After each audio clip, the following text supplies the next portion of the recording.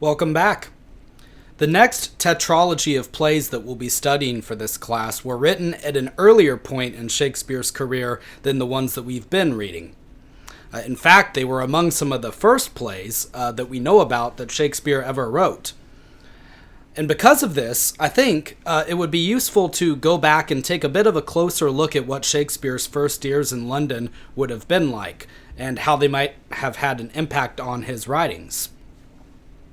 We already know that he came to London around the year of 1592, leaving behind his wife, Anne Hathaway, and his 3 children to do so. They remained back in the town of Stratford-upon-Avon with his parents.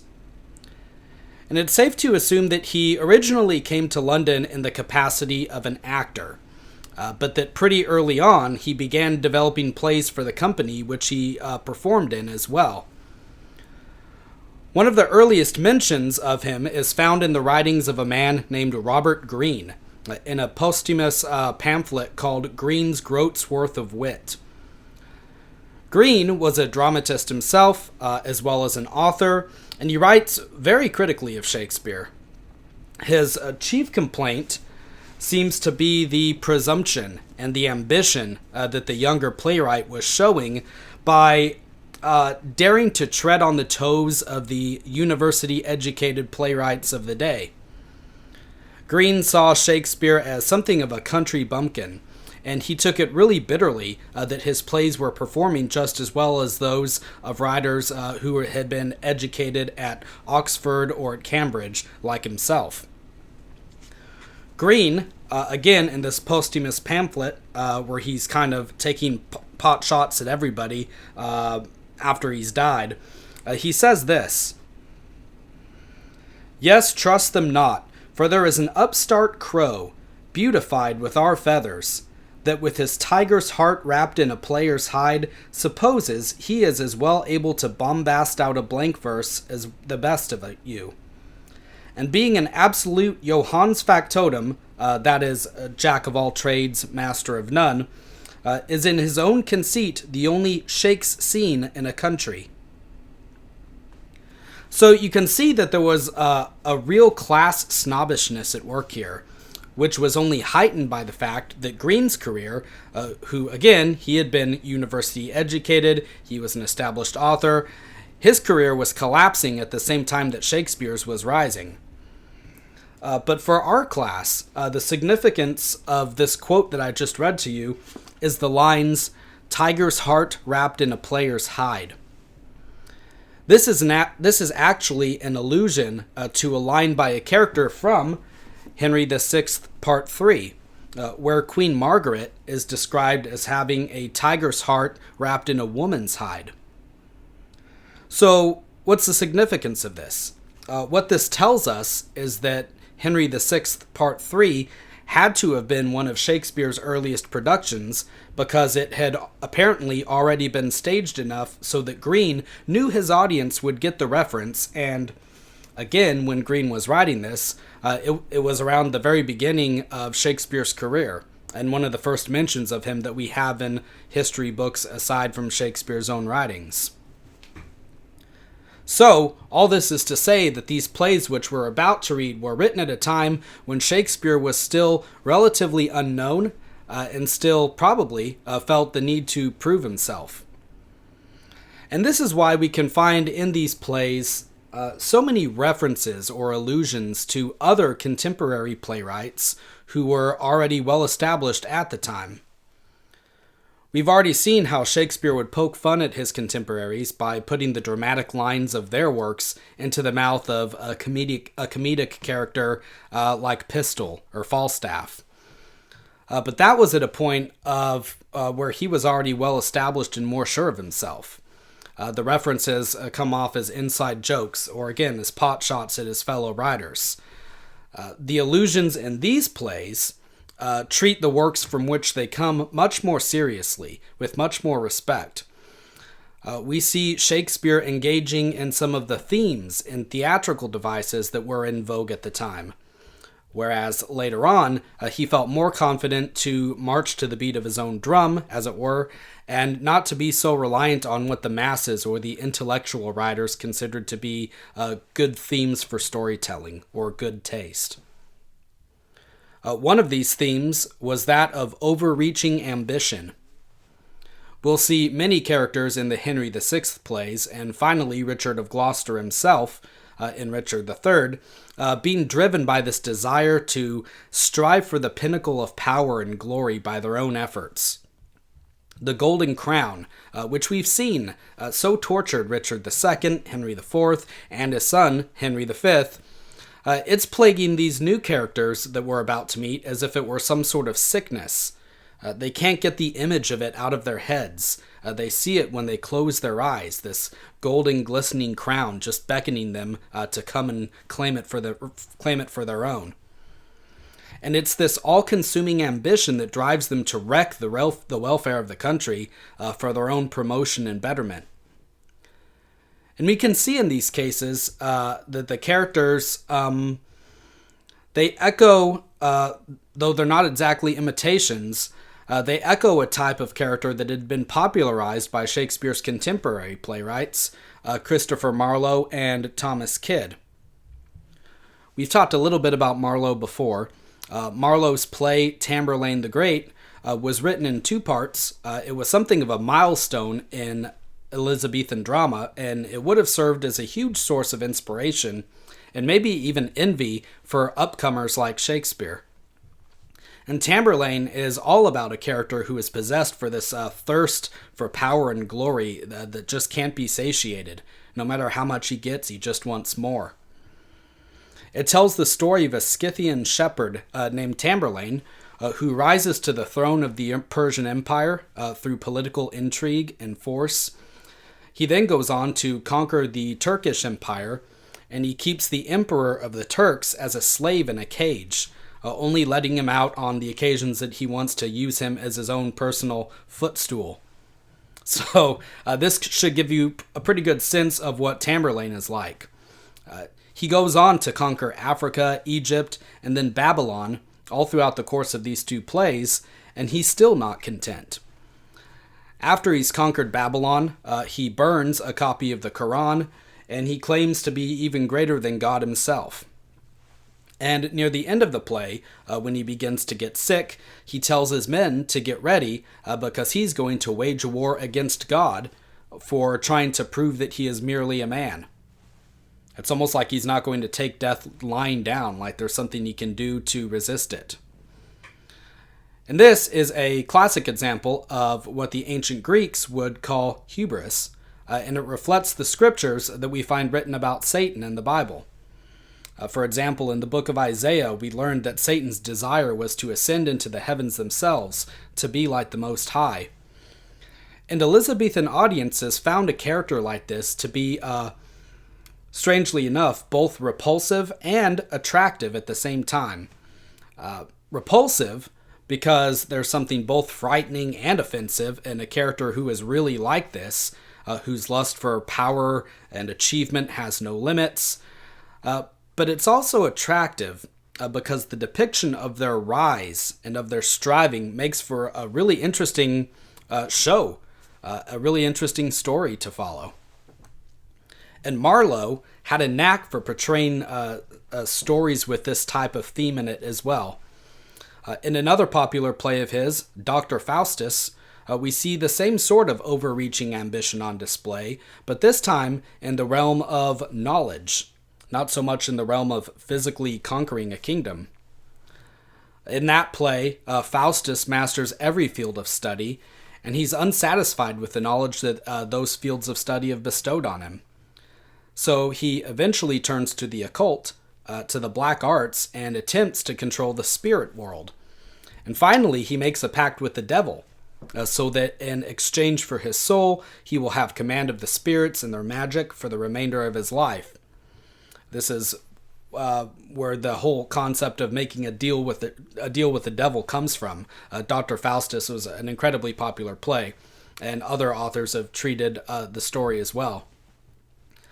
And again, we see the theme of transgression coming up. of not being content with what one has or with one's lot in life, and unlawfully grasping for more, and committing heinous deeds and crimes in the process. So, the Elizabethan audiences of Shakespeare's time were eating these plays up that Marlowe was putting out.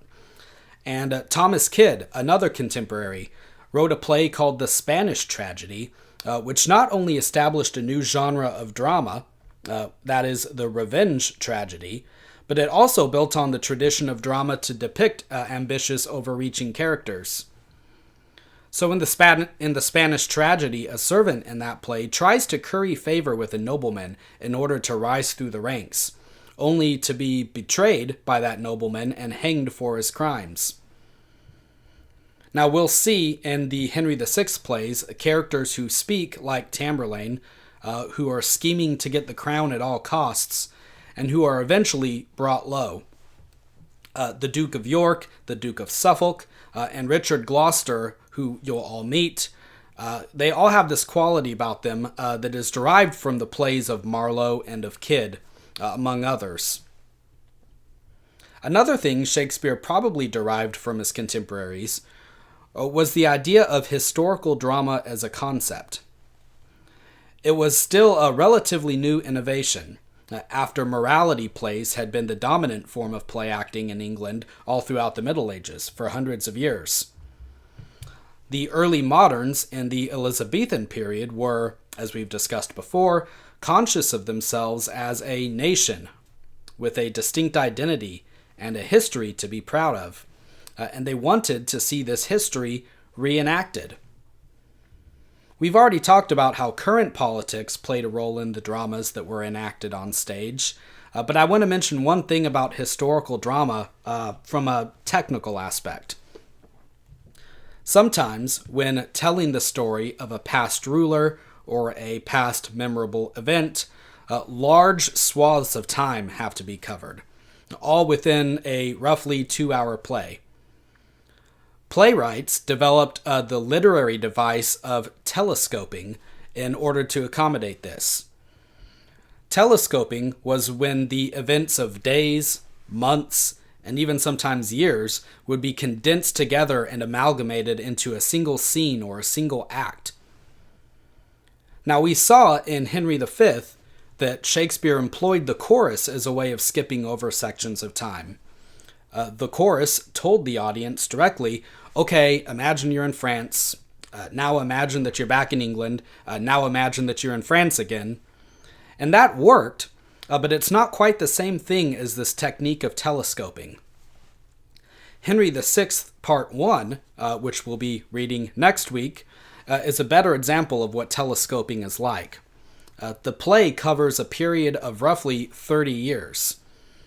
In Act 1, we meet King Henry VI as an infant, being led about by the hand, and by the end of Act 5, he's a young man debating about who he should marry. And there isn't a chorus, as there was in the last play, to alert us to when time skips ahead. The scenes and the years, instead, kind of blend into each other, which can be confusing for some readers. And it also wreaks havoc on the historical accuracy of the play. Some characters interact with each other who historically never met each other, and in some cases they weren't even alive at the same time. But the reason for this was that Shakespeare, at this point, he was more interested in telling a good story than he was in giving a history report. The play, Henry VI Part 1, it works thematically and dramatically, even if there's a lot in it for historians to complain about. But because that's the case, for the remainder of this lecture, I want to give you a brief outline of the highlights of this period, so that you will know what happened historically. That way the play, even with its untruths and with its playing around with the facts, it will still make more sense when you go on to read it. So, just briefly, here's what's going on in England at the time that this play depicts. After Henry V's death, which we talked about last time, he died on the campaign trail. As one might expect, the terms of peace that had been outlined in the Treaty of Troyes which we saw in Act 5 of the last play, they did not hold up. The Mad King, Charles VI, died very soon after, in the same year as Henry, in fact. They both died in the year 1422. And so after the Mad French King's dead, his son, the Dauphin, who we've met before and who goes on to become Charles VII, he decided that France was not going to acknowledge the infant over in England as their king. And because of this, the 100 Years' War continued on apace, even though it seemed like there was going to be a promising conclusion and a peace at the end of the last play. Now, since Henry V's heir was only an infant when this was going on, his brother, Prince John, the Duke of Bedford, who we've met before in previous plays, he was appointed senior regent of the realm, and he led the ongoing war effort in France. In his place back home, his younger brother Humphrey, the Duke of Gloucester, was appointed the Lord Protector and Defender of the realm.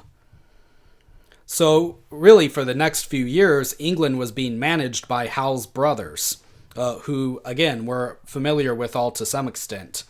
The third one, Thomas, the Duke of Clarence, he was killed in battle in France during the interim of these two plays, and we don't really hear too much about him.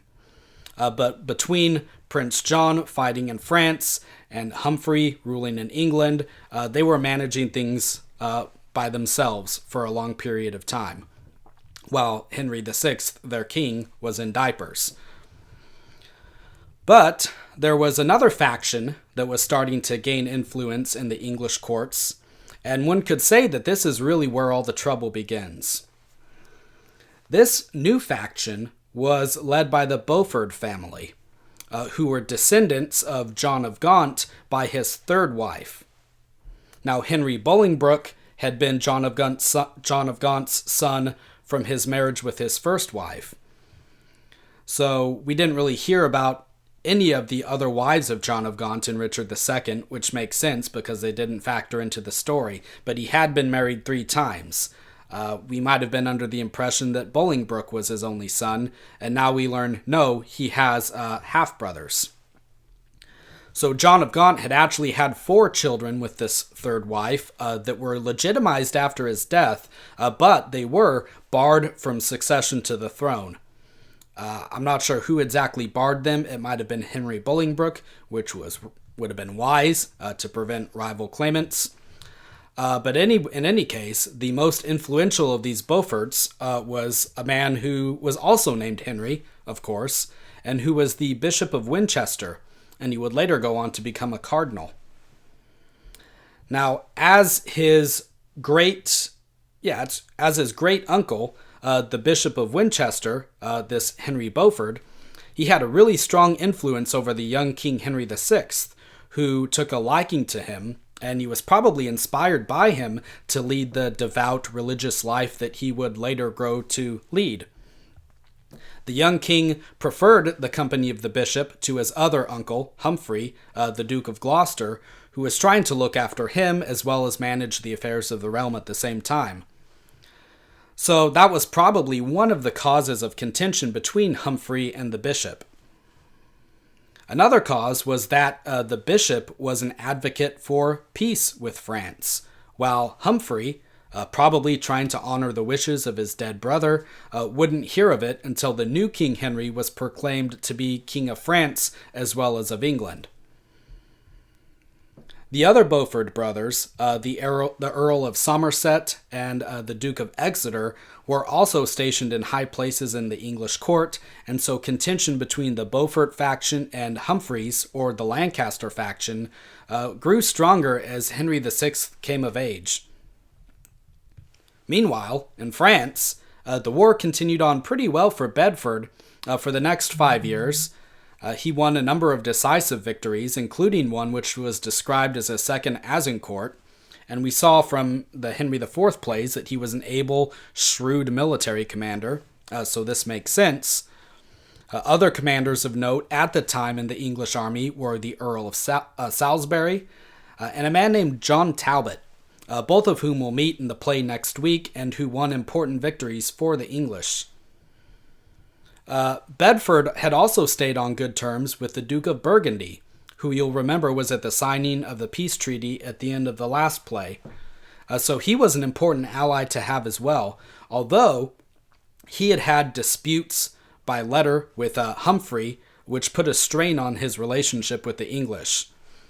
And by the time that our play starts, the Duke of Burgundy is really only still fighting for the English because he's personally friends with Prince John, the Duke of Bedford. Then, in the year 1429, the tide of battle started to turn against the English. A young village woman named Joan of Arc, or Joan la Pucelle, as the play names her, began having visions in which she claimed that God told her to drive the English forces out of France.